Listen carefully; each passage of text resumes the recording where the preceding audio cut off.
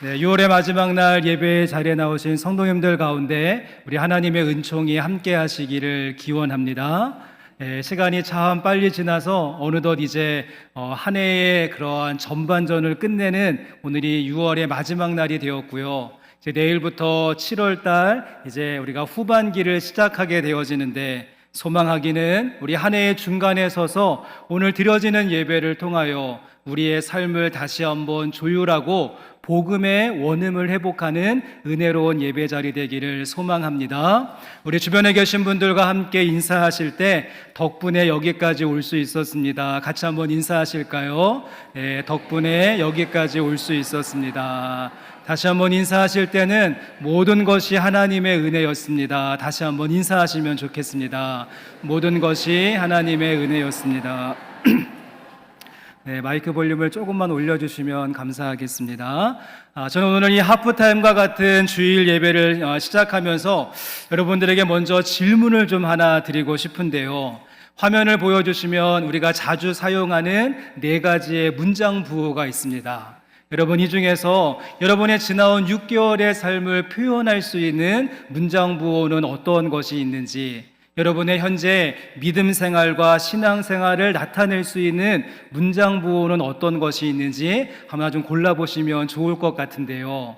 1번에는 쉼표가 있고, 2번에는 마침표가 있고, 3번에는 물음표가 있고, 그리고 4번에는 느낌표가 있는데, 여러분 어떤 것을 선택하시겠습니까? 아마 어떤 분은 이 중에서 쉼표와 같은 신앙생활을 추구하시는 모습이 있습니다. 각박하고 치열한 세상을 살다가 보면 우리가 쉽게 지치고 또 상처받고 탈진하기 쉬운데, 이렇게 예배를 통하여서 우리의 몸과 마음이 회복되어지고 안식을 누리고 또 우리에게 살아갈 수 있는 새로운 소망을 볼 수 있는, 그래서 우리가 하나님 앞에서 딥브리딩, 깊은 한숨을 쉬면서 좀 새로워질 수 있는 충전의 쉼표를 요구하며 예배의 자리에 나오신 분들 있으실 것입니다. 그런가 하면 어떤 분은 마침표와 같은 믿음 생활을 하기도 합니다. 인생을 살다가 보면 답이 보이지 않는 노답의 경우가 있고, 도저히 내 힘으로 감당할 수 없는 일들이 있을 때마다 우리가 하나님을 의지하는 믿음을 가지고, 하나님, 이 문제에 대하여서 몇 월 며칠까지 마침표를 꼭 찍어주시면 좋겠습니다. 하나님 아시죠? 제가 이것 때문에 얼마나 힘들어하고 어려워하고 있는지 해결해 주실 줄로 믿습니다. 그래서 아마 오늘 6월의 마지막 날 결제 서류를 가득히 가지고 하나님 앞에 나오신 분들도 있지 않을까요? 또한 3번은 물음표와 같은 신앙생활도 있습니다. 물음표. 무작정 하나님의 사인만 기다리고 있는 것이 아니라 우리가 진지한 기도의 자리에 엎드리면서 하나님의 뜻을 묻고 하나님의 방법에 대해서 질문하는, 하나님, 그래서 이러한 문제를 통하여서 나에게 주시는 진리의 말씀이 무엇인지, 내가 이 난관을 어떻게 뚫고 나아갈 수 있는지 하나님의 방법을 조금 말씀해 주십시오. 이렇게 계속되는 질문을 통하여서 하나님과의 관계가 점점 좁혀져 가는 물음표의 신앙생활도 있습니다. 저는 그런데 이제 여기에 더하여서 우리의 믿음과 신앙이 이제 저는 한 단계 더 성숙하고 한 걸음 더 나아갈 수 있었으면 좋겠는데요. 오늘의 설교의 주제로서 저는 우리 가운데 느낌표가 있는 신앙생활, 다른 말로 바꾸어 본다면 감탄사가 있는 믿음 생활이 열릴 수 있기를 소망합니다.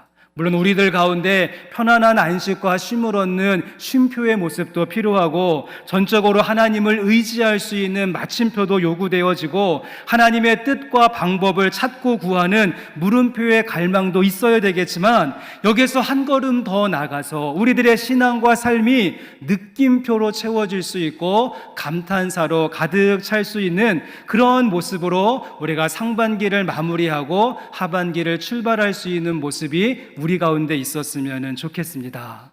여러분 한번 생각해 보시면 어느 순간엔가 우리들의 마음과 삶 속에 하나님을 향한 감동이 메말라 버리고 감탄이 사라진 느낌을 받지 않으시는지요? 매일매일의 내 삶 속에 분노와 짜증과 울분과 낙심은 점점 그 수치가 높아지고 있는데 하나님을 향한 감사, 하나님을 향한 감탄과 감동, 그리고 느낌표는 점점 내 인생 가운데 사라지고 소멸되어지는 느낌을 받을 때가 많다는 것입니다.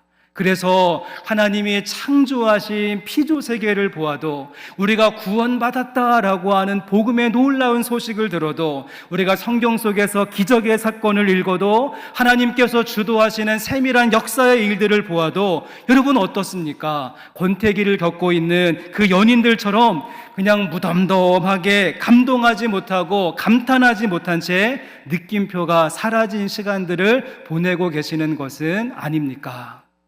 자, 이러한 관점을 가지고 이제 오늘 본문 말씀을 보시면, 오늘 본문 말씀이 시작하는 3장 1절 말씀에서 우리가 잃어버렸던 그 강력한 느낌표와 기운찬 그러한 감탄사가 이 3장 1절 말씀 속에 담겨져 있는 것을 보게 되는데, 여러분 사도 요한은 이제 요한일서 2장에서 3장으로 넘어가면서 그 안에 가득한 감탄사를 이렇게 터뜨리고 있습니다. 우리 본문 말씀 가운데 말씀이 시작하는 3장 1절 말씀 같이 한번 읽어보시면서 우리가 회복해야 되는 감탄사가 어떠한 것인가 같이 한번 찾아보기를 원합니다. 함께 읽겠습니다.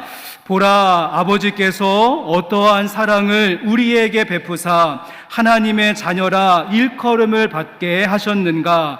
우리가 그러하도다. 그러므로 세상이 우리를 알지 못함은 그를 알지 못함이라. 아멘.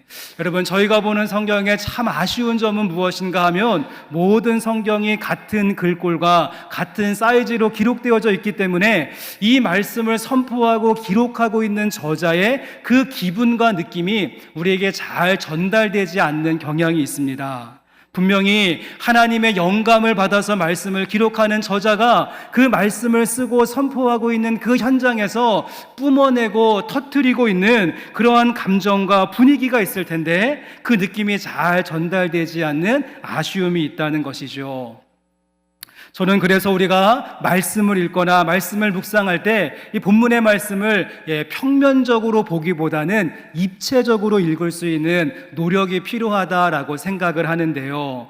여러분, 제가 한번 이제 1절 말씀을 제가 조금 감정을 넣어서 1절 말씀을 제가 다시 한 번만 읽어보도록 하겠습니다. 한번 보십시오. 보라, 잘 보라. 아버지께서 어떠한 사랑을 우리에게 베푸사 하나님의 자녀라 일컬음을 받게 하셨는가. 우리가 그러하도다. 우리가 그러하도다. 그러므로 세상이 우리를 알지 못함은 그를 알지 못함이라. 아이고, 제가 좀 노력을 하기는 했는데 여러분, 저도 한국에 사는 40대 후반의 남성으로서 MBTI가 I형이고 혈액형이 트리플 스몰 A형이기 때문에 이 감정 표현이 참 약한데요. 아마도 이 오늘 말씀을 기록하고 있는 사도 요한은 이 저보다 10배는 더 고조된 소감과 느낌을 가지고 이 말씀을 선포했을 것입니다. 특별히 보라, 우리가 그러하다. 보라, 우리가 그러하다. 여러분, 이 부분의 영어 성경을 보시면 우리가 그러하도다 라고 하는 부분을 what we are 플러스 느낌표, so we are 플러스 느낌표를 찍고 있다는 것이죠. 저는 영어 성경이 훨씬 더 사도 요한의 감정에 충실하고 있다라고 생각을 하는데요. 사도 요한은 3장 1절 말씀을 시작하면서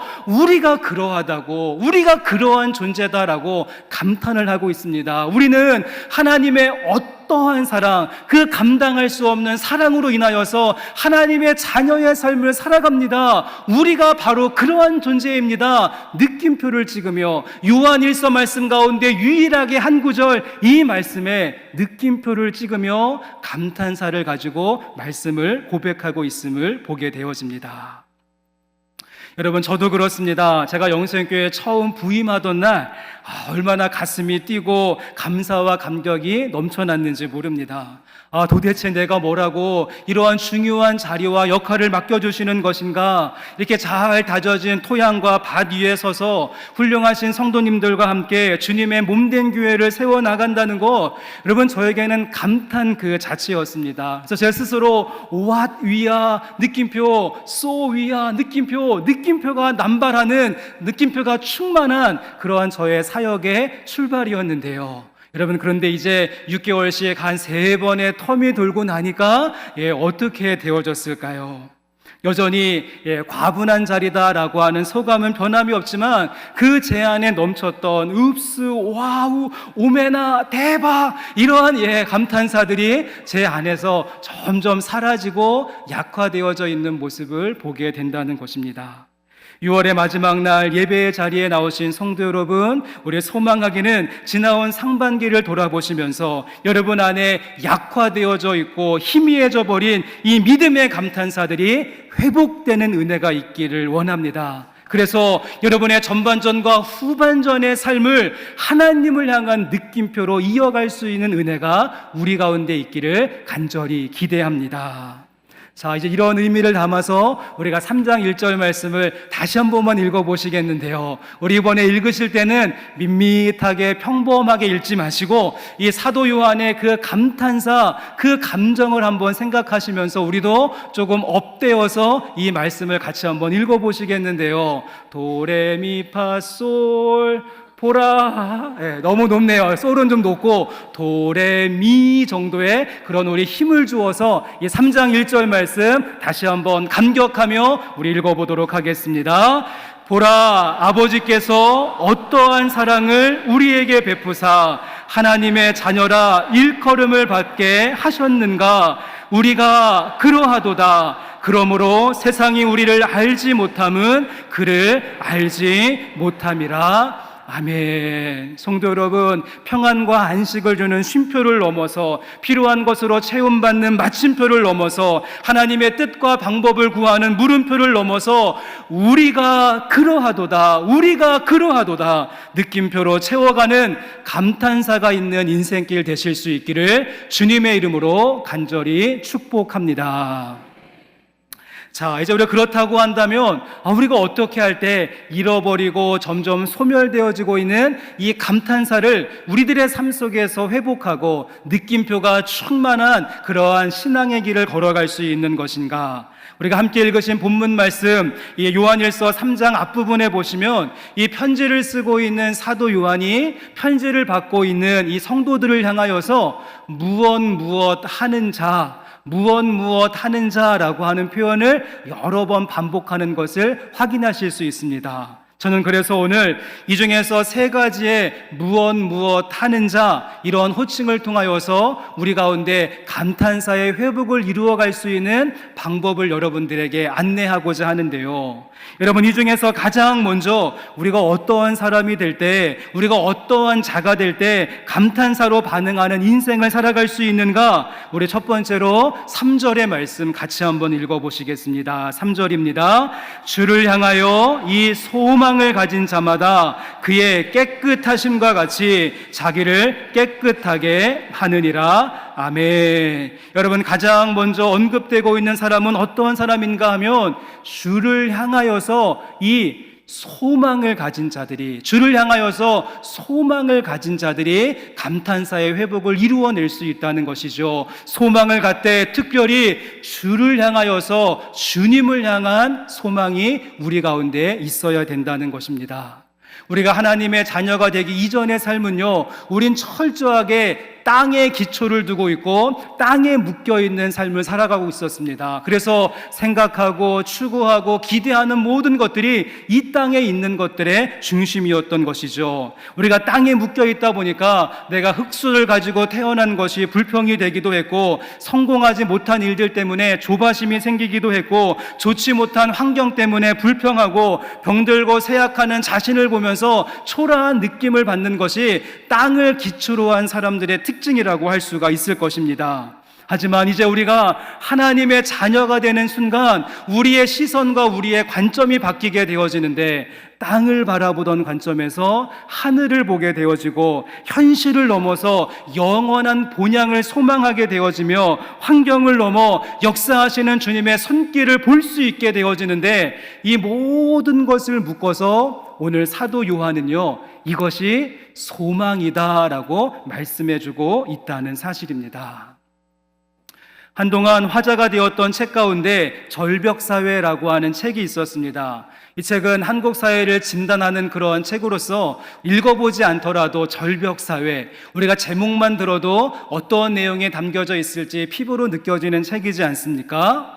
여러분, 한국이 그래도 30년 전만 해도요, 열심히 직장 생활을 꾸준히 하면은 노후가 보장되는 사회였었고, 그리고 한두 번 사업에 실패했어도 다시 한번 재기할 수 있는 기회가 주어졌으며, 교육과 의료와 주거 등등 인간의 기본권에 있어서 어느 정도 균형감을 가지고 있었던 사회였습니다. 여러분, 하지만 지금은 어떻습니까? 이 모든 기초가 무너지게 되었고, 이제는 심각한 양극화 현상과 함께 많은 사람들이 그 암담한 절벽 속에 갇혀버리고 말았다는 사실입니다. 인구 절벽, 일자리 절벽, 교육 절벽, 취업 절벽, 임금 절벽, 창업 절벽, 주거 절벽 등등 앞뒤 좌우 사방이 꽉 막힌 그 절벽 속에서 나아갈 틈이 보이지 않는 것이 우리가 지금 살아가는 현실임을 보게 되어집니다. 너무도 많은 사람들이 이러한 절벽 앞에서 그것을 뛰어넘을 수 있는 재주도 없고 무너뜨릴 수 있는 힘도 없고 뚫고 나아갈 수 있는 능력이 없기에 번번이 실패에 실패를 거듭하면서 3포, 5포, 7포 포기해야 되는 일들만 점점 가득히 채워지는 암울한 인생을 우리가 살고 있는 것 아니겠습니까? 여러분, 그렇습니다. 우리가 발을 딛고 살아가야 되는 현실적인 삶은 절벽으로 꽉 막혀 있을지라도, 앞뒤 좌우 사방에 길이 보이지 않는다라고 할지라도 우리가 낙심하지 않는 이유가 있는데, 우리에게는 그런 중에서도 소망이 있다는 것이죠. 소망이 우리를 부끄럽게 하지 아니함은 우리에게 주신 성령으로 말미암아 하나님의 사랑이 우리 마음에 부은 바 됨이니, 우리들의 마음에 부어주시는 그 하늘을 향한 소망이 있기에 비록 이 땅에서의 삶은 사방이 꽉 막혀 있을지라도 그 소망의 그 줄을 붙들 때마다 우리 가운데 희미해진 감탄사와 느낌표가 회복되어지는 은혜가 있게 될 줄로 믿습니다. 다음에 사진을 좀 한 장 보여주시면, 여러분, 이 그림은 19세기 말 영국에서 활동했던 조지 프레드릭 와츠라고 하는 사람이 그린 그림인데요. 여러분, 이 그림이 유명해진 이유는 2004년도에 이제 미국의 대통령이었던 버락 오바마가 이 그림을 보고 감동을 받아서 대권에 도전해야 되겠다라고 하는 마음을 먹게 한 그림으로 유명합니다.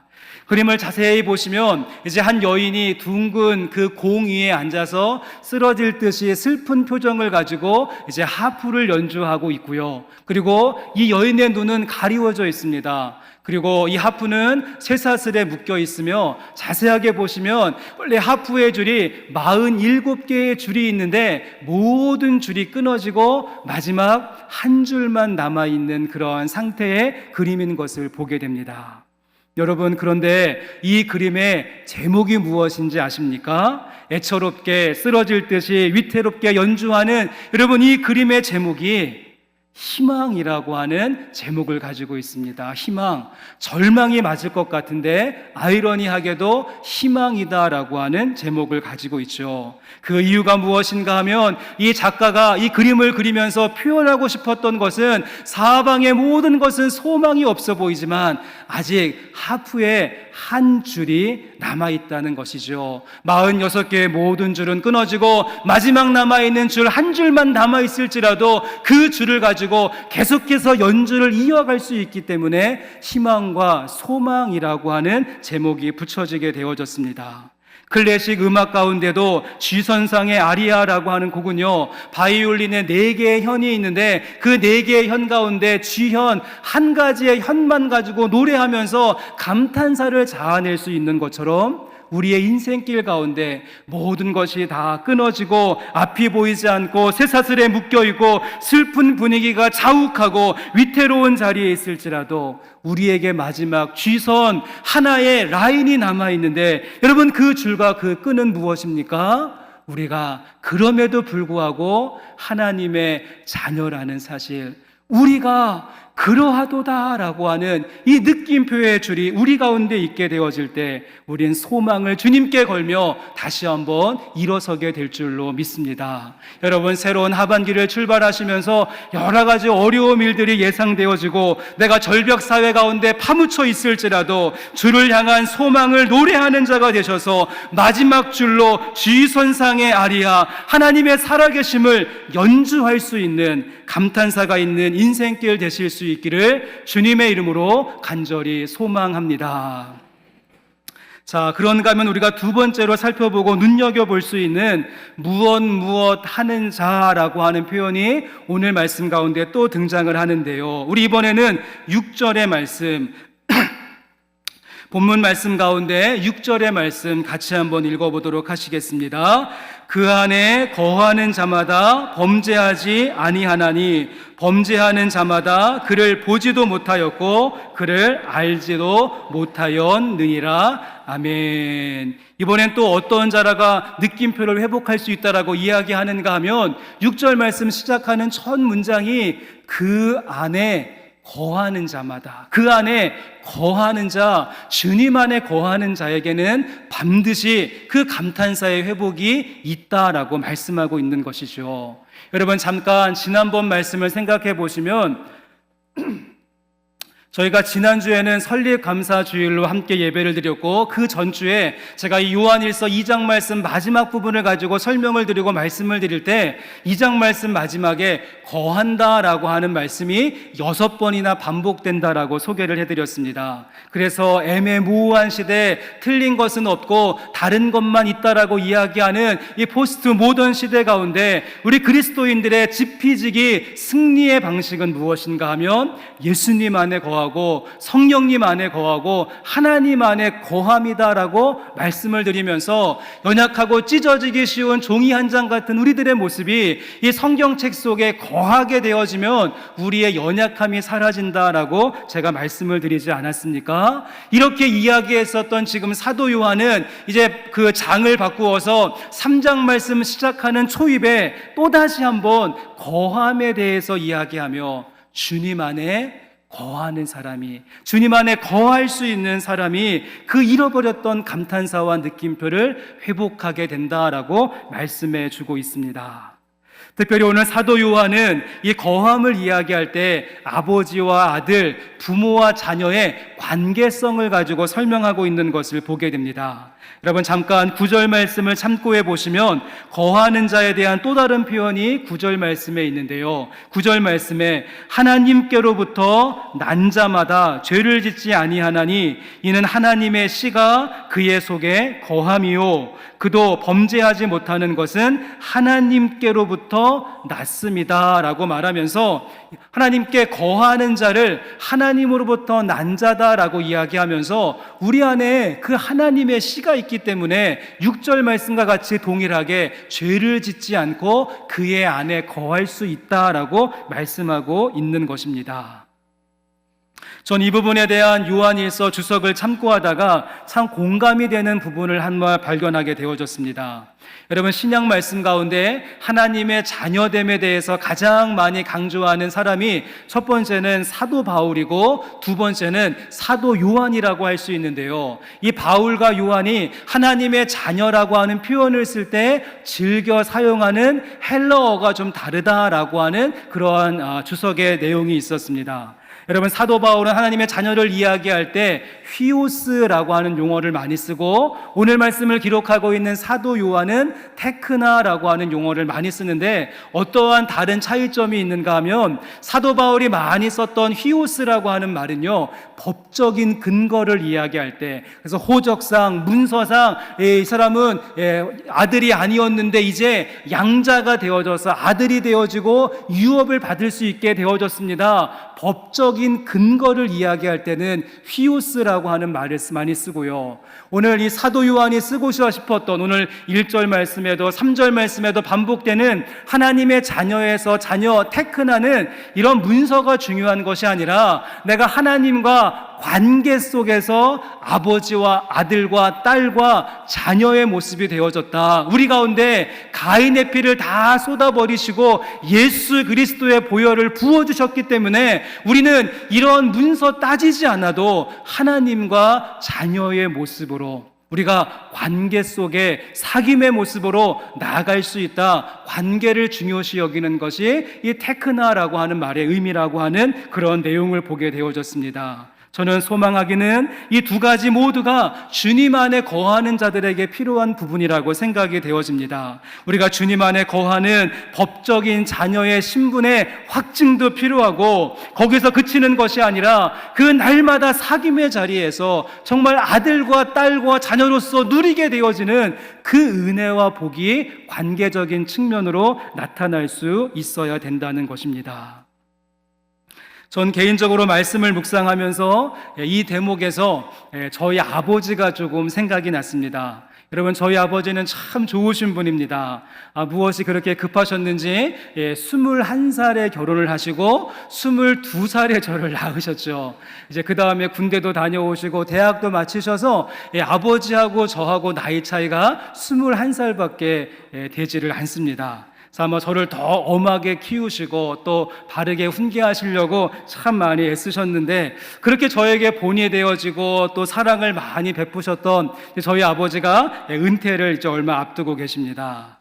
아마 이 설교를 저희 아버지가 들으시면 굉장히 마음이 상하실 것 같은데 여러분, 저에게는 너무도 좋은 아버지가 계시는데 제가 아버지와 한 12년 정도 해외에 나가 있으면서 이제 많이 떨어져 있으니까 이 몸이 멀어지면 마음도 멀어진다라고 하는 말처럼 제 머릿속에는 좋은 아버지가 계신다, 우리 아버지 참 훌륭한 분이야, 이런 생각과 관념은 늘 가지고 있는데 제 마음속에서 아버지의 자리가 점점 약해져 가고 협소해져 가는 경험을 하게 된 것이죠. 그래서 일주일 동안 아버지가 생각나지 않은 적도 있고 아버지가 생각나지 않아도 전혀 어색함이나 불편함이 없는 그런 시간도 있었습니다. 제가 한국에 돌아와서는 자주 좀 뵙고 연락을 드리려고 하는데 이미 그런 생활이 익숙해져 가지고 잘하지 못하는 그런 무심한 아들이 되어버리고 말았는데요.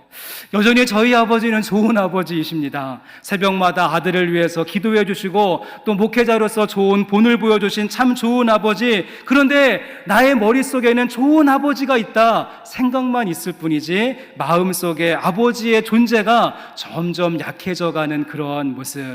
여러분, 혹시 저희 아버지와 저의 관계가 여러분 하나님 아버지와 여러분의 관계의 모습은 아닙니까?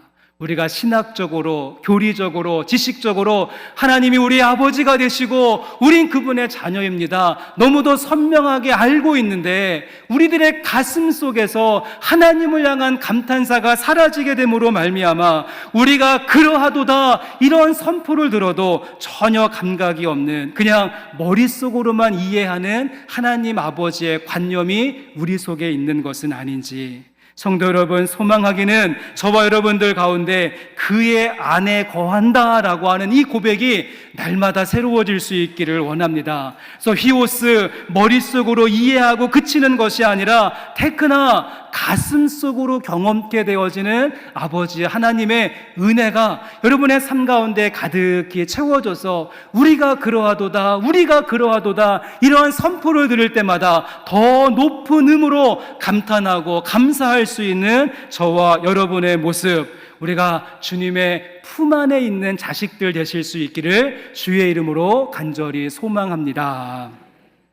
그런가 하면 마지막 또 한 가지 살펴보고 싶은 무엇 하는 자라고 하는 표현이 또 있는데요. 우리 이번에는 그 다음에 이어지는 7절의 말씀, 7절 말씀도 같이 읽어보십니다. 자녀들아, 아무도 너희를 미혹하지 못하게 하라. 의를 행하는 자는 그의 의로우심과 같이 의롭고. 아멘. 이번에 또 어떤 자를 이야기하는가 하면 말씀 중간에 보시면 의를 행하는 자, 의를 행하는 자. 그래서 미혹된 일들이 참 많음에도 불구하고 흔들림 없이 의를 행할 수 있는 모습, 그리고 그 의를 행하다 보면 우리 가운데 잃어버리고 소멸되었던 그 감탄사들이 회복될 수 있다는 것이죠.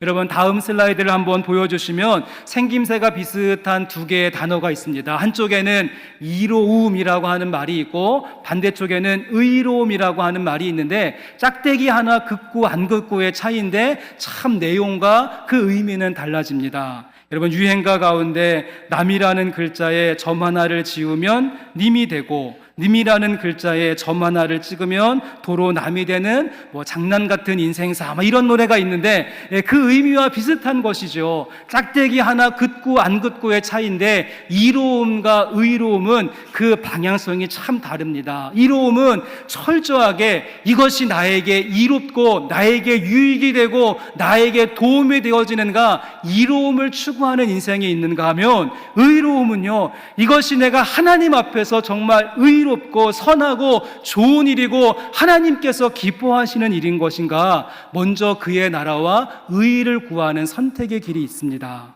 여러분, 그런데 이 두 가지를 놓고 요즘 현대인들의 삶을 한번 진단해 보시면, 여러분, 지금 시대의 정신은요, 이로움이 강하게 작동하는 시대라고 할 수 있을 것입니다. 그래서 나에게 이익만 된다라고 한다면 옳고 그름 중요하지 않습니다. 나에게 유익만 된다라고 한다면 다른 사람들의 피해와 아픔은 상관하지 않고, 나에게 좋은 점만 된다라고 한다면 내가 속해 있었던 공동체와 모임 얼마든지 쉽게 포기할 수 있는, 철저하게 이로움에 포커싱 되어져 있는 우리들의 삶인데, 여러분, 이런 시대 가운데 우리 그리스도인들의 모습은 어떠한 선택이 필요한 것이겠습니까? 나의 이로움이 아니라 하나님의 의로움. 그래서 먼저 그의 나라와 의를 구하는 마음을 가지고 하나님께서 기뻐하시는 일을 선택할 수 있는 모습이 우리 가운데 요구되어진다는 것입니다. 여러분, 자신의 이로움에 눈이 밝은 사람이 아니라 하나님 앞에 의로움에 목마른 사람 되실 수 있기를 주님의 이름으로 간절히 원합니다. 지난 금요성령 집회 시간에, 저희가 이번 이틀 전에 금요성령 집회 시간에는 6월 미션 프라이데이로 선교 사역을 함께 나누는 시간을 가졌고요. 우리 지난번 미션 프라이데이에는 우리 파푸아뉴기니아에서 사역하시고 우리 사랑 클래스와 연결되어져 있는 박효섭 선교사님이 오셔서 선교 사역을 나누어 주셨습니다. 제가 이분을 개인적으로 조금 알고 있기 때문에 이분이 선교사님이 되어지는 과정을 잠깐 안내해드리고 소개해드리면, 여러분, 이분은 우리나라 최고의 학부를 졸업을 하고요, 그리고 외국계 은행에서 펀드 매니저로 나름대로 잘 나가는 그러한 성공한 그러한 그 사람이었습니다. 그래서 한국에서 근무를 하다가 이제 캐나다 밴쿠버에 있는 지사 그 외국계 그 은행에 와서 일을 하게 되어졌고요. 이 캐나다 밴쿠버에는 성경 번역만을 전문으로 하는 위클리프라고 하는 선교단체가 있는데, 이제 이분이 호기심을 가지고 그 선교단체에 가서 세미나도 듣고 또 공부도 하고 같이 이렇게 여러 가지 교제를 하던 가운데 어떠한 이제 소식을 듣게 되어졌는가 하면, 파푸아뉴기니에 딱 900명으로 이루어져 있는 아주 소수 민족과 그 부족이 있는데, 이 사람들이 자신의 언어로 성경 말씀을 읽을 수 없기에 이 사람들을 위한 성경을 번역할 수 있는 선교사가 필요합니다, 이런 콜링을 하는 그러한 소식을 듣게 되어졌고요. 이분이 그때부터 고민에 빠지게 되고 갈등이 찾아온 것이죠. 어떠한 고민인가 하면 우리가 앞에서 보았던 이로움과 의로움에 대한 고민이었습니다. 내가 계속해서 나의 이익과 나의 유익만을 구하는 그런 선택의 길을 걸어갈 것인가? 아니면 내가 주님께서 지금 이러한 나에게 콜링을 주시는데 내가 하나님의 의로움을 위하여서, 어떻게 본다면 지구상에 전밖에 되지 않는 그 900명 그 사람들을 위해서 성경을 번역하는 길을 갈 것인가? 한참을 고민하다가 이분이 다니던 회사에 사표를 던지고 그 살기 좋은 동네 밴쿠버를 떠나서 13년 전에 파푸아뉴기니 그 카누아 마을 그 작은 섬으로 들어간 것입니다. 적도 근처에 위치해 있는 무덥고 습한 곳이었고, 여러분 말씀을 들어서 아시겠지만 아직까지도 전기가 들어오지 않는 곳, 그래서 랜턴을 비추면서 생활을 해야 되고, 전기가 없으니까 에어컨 텔레비전, 또 냉장고, 뭐 밥통, 핸드폰, 상상도 할 수 없는 그런 곳이지 않습니까? 그런데 그곳을 하나님의 의로움을 위해서 담당하게 선택하고 그 길을 가서 지금도 그 무더운 날씨와 싸우며 하나님의 말씀 한 글자 한 글자 그들의 언어로 번역해주는 일들을 감당하고 있다는 소식을 들으면서 우리 모두 도전받는 시간을 가졌습니다. 성도 여러분, 소망하기는 여러분의 삶 가운데 이상의 두 가지가 충돌할 때마다 나의 이로움과 하나님의 의로움이 선택할 때마다 당당하게 하나님의 의로움을 선택함으로 말미암아 여러분들 가운데 하나님을 향한 감탄사, 여러분의 인생 가운데 느낌표가 충만케 되어지는 은혜가 있기를 간절히 소망합니다. 이제 말씀을 마치면서요, 저희 교회 출신의 한 자매의 이야기를 하고 오늘 말씀을 마무리하려고 합니다.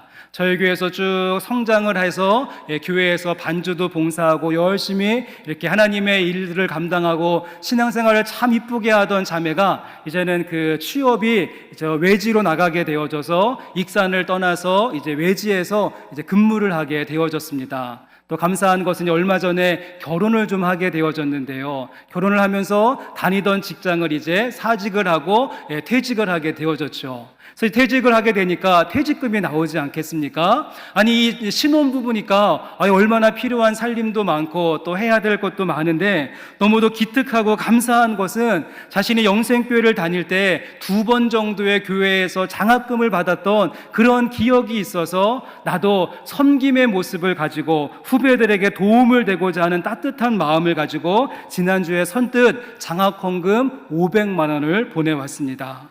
제가 그것을 받고 기도를 하는데 얼마나 가슴이 뿌듯하든지요. 저희가 120만 원 주고 500만 원 받았기 때문에 남는 장사다. 제가 그래서 여러분 뿌듯했던 것이 아니라 우리 교회 출신의 젊은 그 청년 중에 이렇게 자신의 이로움을 추구하지 않고 하나님의 의로움에 자신의 것을 내어드리는 모습이 얼마나 저에게 도전이고 감탄사가 나오는 일이었는지 모릅니다. 성도 여러분, 이제 상반기의 시간을 마무리하시고 하반기를 준비하시면서 여러분들 가운데 희미해지고 약해져 있는 주님을 향한 감탄사 다시 한번 회복되기를 원합니다. 그러기 위해서 주님께 소망을 두시기를 바라고 주님 앞에 속한 자가 되어져서 여러분의 가슴 속에 하나님 아버지에 대한 그 감사함으로 충만하게 채우시고 많은 선택과 많은 결정의 자리에 설 때마다 이로움이 아니라 의로움을 선택하는, 그렇게 함으로 말미암아 날마다 우리가 그러하도다 느낌표, 우리가 그러하도다 느낌표, 감탄사가 더하여지는 여러분의 하반기의 시간이 되시기를 주의 이름으로 간절히 축원합니다. 우리 함께 시간 찬양 드리시고 주신 말씀 기억하시면서 기도하실 텐데요, 우리 상반기의 시간을 은혜로 마무리하시고 또 소망으로 하반기를 여시면서 은혜 아니면 살아갈 수가 없네, 호흡마저도 다 주의 것이니 세상 평안과 위로 내게 없어도 오직 예수님 뿐입니다. 이러한 고백으로 찬송 드리시고 우리 함께 기도하는 시간 갖도록 하겠습니다. 우리 상반기를 돌아보며 은혜 아니면 살아갈 수가 없네, 은혜 아니면 살아갈 수가 없네, 호흡마저도 다 주의 것이니 세상 평안과 위로 내게 없어도 세상 평안과 위로 내게 없어도 예수 오직 예수뿐입니다. 예수뿐 다시 한번 고백하기를 원합니다. 은혜 아니면 살아갈 수 없습니다. 은혜 아니면 살아갈 수가 없네, 호흡마저도 다 주의 것이니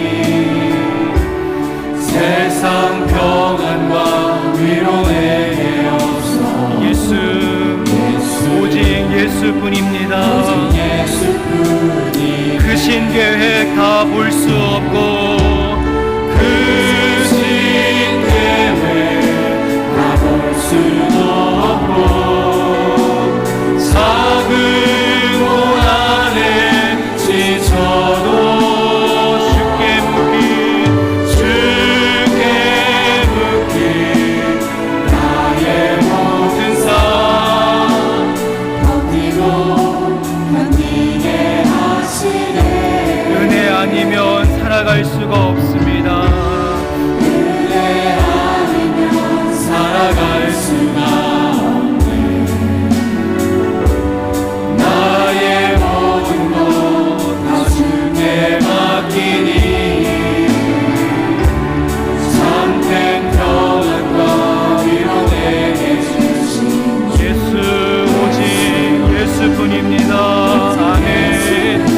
다시 한번 크신 계획 다 볼 수 없고 크신 계획 다 볼 수도 없고 작은 고난에 지쳐도